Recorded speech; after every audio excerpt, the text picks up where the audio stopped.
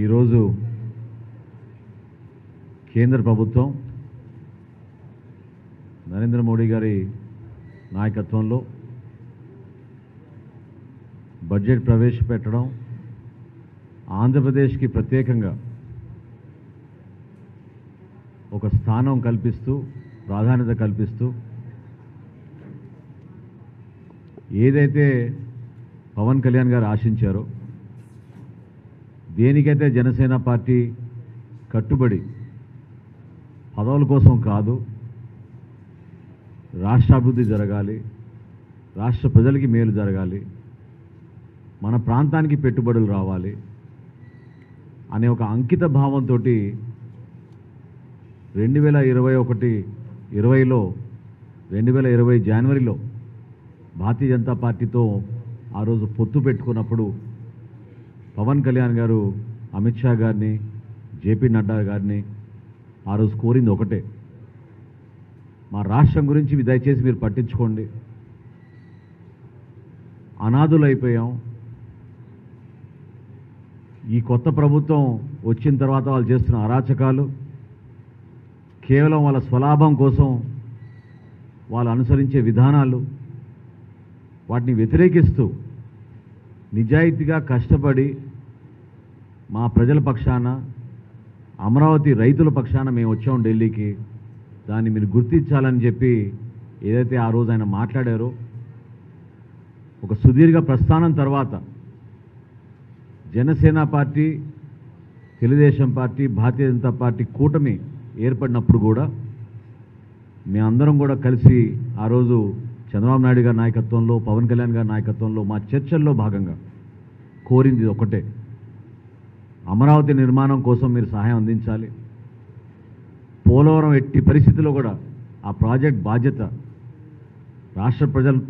ప్రభుత్వం పైన ఎంత ఉందో కేంద్ర ప్రభుత్వం పైన కూడా అదే విధంగా బాధ్యత ఉండాలి, దయచేసి ఎక్కడ కూడా వివక్ష చూపించారు,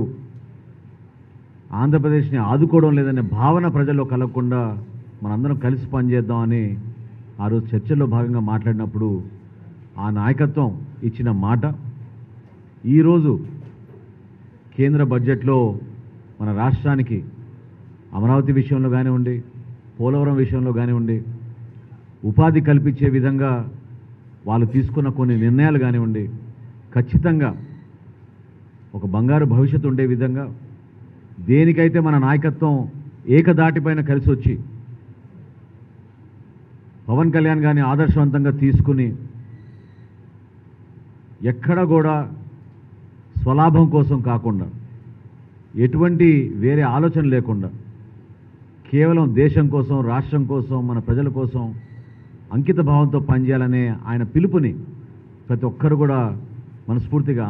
స్వీకరించి ముందుకెళ్తున్నారు. దాన్ని ఈ విధంగా చంద్రబాబు నాయుడు గారి ద్వారా నరేంద్ర మోడీ గారు తీసుకున్న నిర్ణయాల్ని జనసేన పార్టీ మనస్ఫూర్తిగా ఈ కేంద్ర బడ్జెట్ని అభినందిస్తోంది, ఆహ్వానిస్తోంది. ఇదే విధంగా రాబోయే రోజుల్లో కూడా పోలవరం నిర్మాణంలో కానివ్వండి, అమరావతిని మరొక్కసారి ఆ పూర్వ వైభవం తీసుకొచ్చే విధంగా,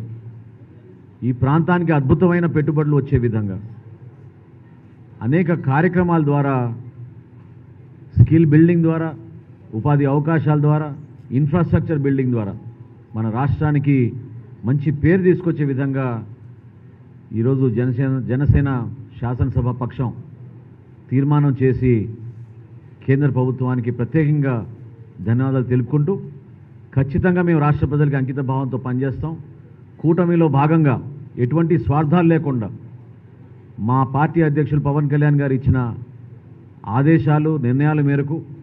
ప్రజలకి అంకిత భావంతో పనిచేస్తామని ఈ సందర్భంగా మనస్ఫూర్తిగా రాష్ట్ర ప్రజలందరికీ మరొకసారి అందిస్తున్నాం.